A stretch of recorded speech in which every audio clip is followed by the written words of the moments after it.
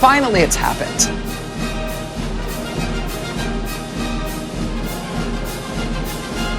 Trying to figure out what it means that the report of Special Counsel Robert Mueller has finally been submitted.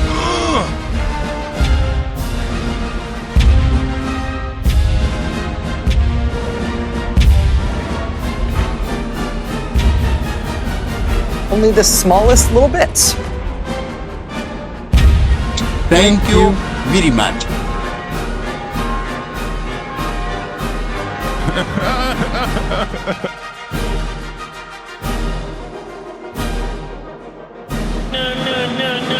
This is the start of something, apparently, not the end of something. Prison time's coming soon. Be ready. Honey, you've got a big storm coming.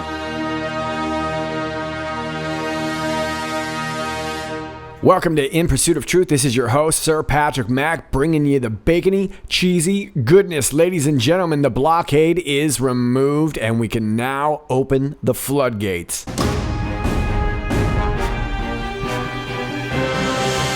No stopping it now, right, John? Yeah. Post 3161, 9 o'clock. We get this graphic from an Anon. On the left side here is post 2681 from the 9th of February. And on the right is a tweet from Live Breaking News from the 22nd. Developing House Intel Committee Chair Adam Schiff says that the panel is willing to subpoena Robert Mueller to obtain a clearer picture of the contents of his report. Okay, so now that we see that this Mueller report is finished, been turned over, it's yet to be released to the public, we're going to see how that goes. But we've sort of known about this already, right? And that's what this post 2681 had to do with. Now, it's a little bit blurry here, but it said bar install up here on the red.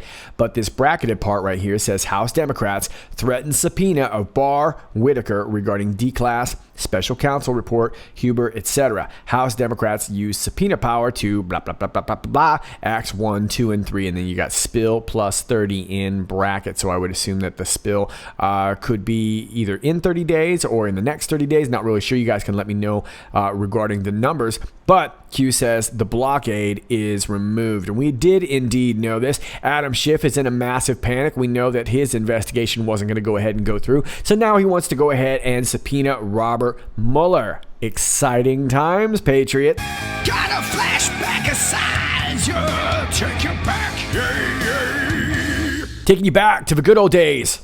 February. And we were looking at what might be this timeline. We're not really sure. This minus 90, minus 60, minus 45, minus 30. But we do know that this is essentially the schedule that is going to happen once Barr was installed. Now, let me take you down to this point right here.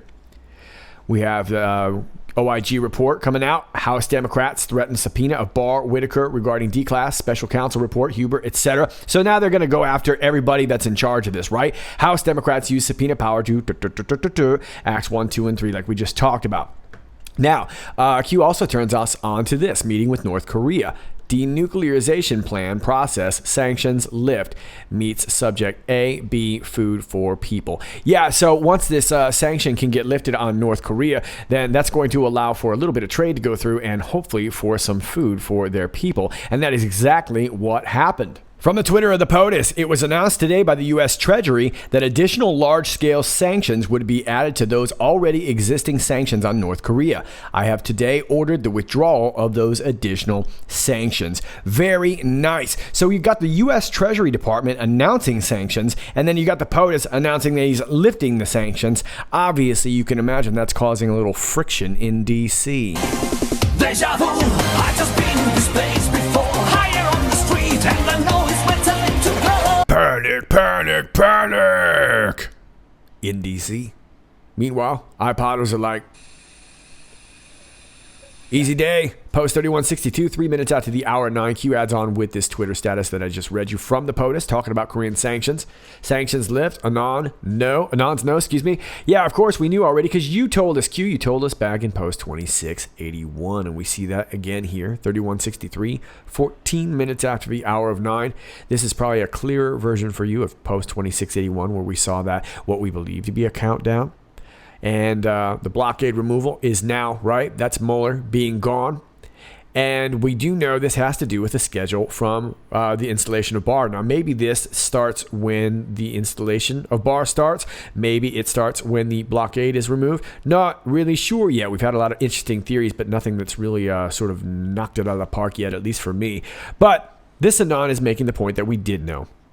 Where Q says meeting with North Korea, denuclearization plan process, sanctions lift meets subject A, B, food for people, aid, ... Anon says we knew. Q says, at what point is it mathematically impossible? Power is being returned to the people. The rule of law is being returned to our great land. Where we go one, we go all. Well, this is very exciting stuff. Now, outwardly, it seems like this whole thing was starting to fall apart, right? We had this meeting in Vietnam where it sort of looked like it fell apart. And just the other day, I reported this on Twitter. It looked like a delegation from North Korea who had shared a joint office that they had built specifically for North and South Korea to meet. They had pulled out a lot of their staff members, which created a lot of a hubbub, if you will. But I want to take you back and allow me to wax just a little bit in regards to this meeting in Vietnam, because I want to point a few things out that haven't been reported a lot, or if they have, I haven't seen it. But first of all, we have this whole issue with Boeing, right? And if you haven't followed my thread over here regarding Boeing, I've got it posted below. It's on my Patreon, and it is on my Twitter too. I posted it 12 days ago. You may have to scroll down a little bit, but like I said, I'll leave this link below. We're not going to go through this, but this is in regards to, it's basically just a chronology of events that have happened in regards to this whole Boeing situation, the different crashes and all these different countries and companies pulling out. Now, in recent times, we just had a recent trade deal between Australia and Indonesia. And Indonesia has now pulled out of this Boeing deal really ever since I posted this thread. We also have this major deal that nobody seems to be talking about in Vietnam between the US and Vietnam, in which they are going to be doing a lot of purchasing. Boeing is involved in that deal, and that's why I think that's important. But it wasn't really announced, and it was a pretty big deal. So there's going to be a big trade deal there. And of course, I imagine that's going to make China very, very nervous. And I think that's what's leading to a lot of these Boeing crashes. And for those of you who are savvy to what's been going on in the skies, yes, we are indeed talking about this uninterruptible autopilot, if you will. And you can go follow Abel Dangerfield McConnell over there. He does a lot of great work. You guys don't need to send me that stuff. I already geek out about that. I've been geeking out about that stuff for years. Thank you. But if you're not aware of these events, please check out this thread. It will give you a little bit of insight to that. But we have this going on right around the same time. It looks like someone's definitely trying to sabotage this whole deal, this purchase between the U.S., but I do feel that it has something to do with the sanctions being lifted. Now, if you'll remember the first meeting in North Korea, or not in North Korea, with North Korea in Singapore, it was a really casual, friendly sort of meeting, and it looked like everything was already kind of a done deal, right? Everybody was so happy and smiling, and it was just really awkward, of course, for the Trump haters, because they didn't really know what to make of it. Now, we had this meeting here in Vietnam, and it seemed like the delegation left early, and then, of course, POTUS left early, and it looked like nothing got done, but something did get done. That's what I'm pointing out, this massive, massive deal with Vietnam. That's what got done. I also want to point out too that I had not mentioned before, but the hotel that we had seen them at, the Metropole, is believed to have bunkers down below. So it likely could have been a strategic plan, could have just been a big dog and pony show, but those are my thoughts right there. But either way, this is obviously a sign of progress, because I think we all know that POTUS would not lift these sanctions if something wasn't being done out there in North Korea. So great news all the way around. Let's move on to the next post. 3164, 22 minutes after the hour 9. Anon says, D-class is a-coming. Q confirms.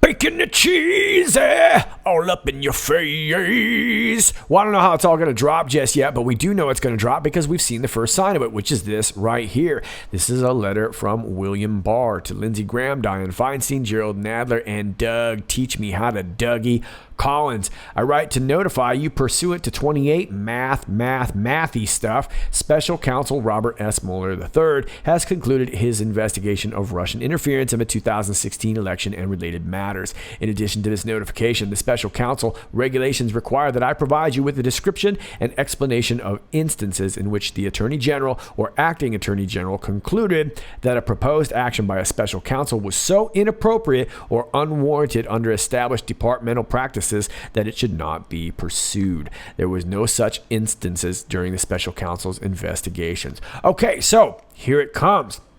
Finally, the special counsel regulations provide that the Attorney General may determine that public release of this notification would be in the public interest. I have so determined, and I will disclose this letter to the public after delivering it to you. Fantastic. And of course, we know the POTUS wants to make this happen too. There are a few people that would really like to not see this happen, and there's going to be some people eating their words, like the Krasenstein brothers. Let's start off with "If I Only Had a Brian Krasenstein." The irony in the fact that hashtag collusion truthers is trending among right-wing conspiracy theorists despite no one seeing the Mueller report is pretty hilarious. How about wait to read the report? Good idea, Brian. We should all wait, check it out, see what's up, and then make our decision, right? We all should do that. We should all be like you, Brian. As you can see, I responded. For 2 years, you didn't wait. You popped your mouth off for 2 years straight. Now I hope you'll be ready to pop off with an apology, you sorry excuse for a man. Indeed, Brian, you sure used these 2 years to pop off all you could at the top of POTUS's tweets, and now that it comes out, you want everybody to calm down. Well, just a friendly reminder, Brian, back in September you said your son is going to be indicted. If I'm wrong, I'll delete my account. Do it. His brother Knucklehead Ed, however, has a little bit more confidence about himself. As a matter of fact, so much so, he's been tweeting like crazy, to remind himself how confident he is. Look at this. Breaking. The Robert Mueller report is expected to be delivered to William Barr today. This is coinciding with rumors that Julian Assange is being brought into custody as well. The cheeseburgers just hit the fan.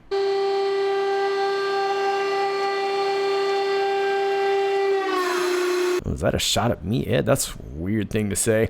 Breaking. We might learn the conclusion of the Mueller report as soon as this weekend. Rumors swirling that Assange is being arrested. Conflicting reports, though. Nice reporting, Ed. Good job on that. The Mueller report will be underwhelming. Yes, you're right about that, Ed. But the SDNY will set off fireworks.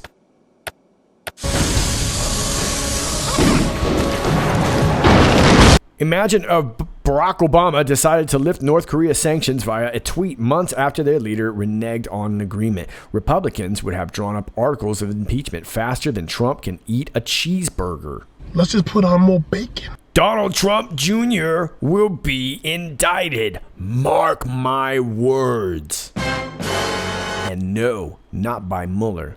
Just wait and see. Every time I try to do something fun, you make it not that way. Which one of those guys you think is the fun one? I mean, not that either one of them are very fun, but out of the two, one of them's got to be the fun one, right? I'm going to go with Brian.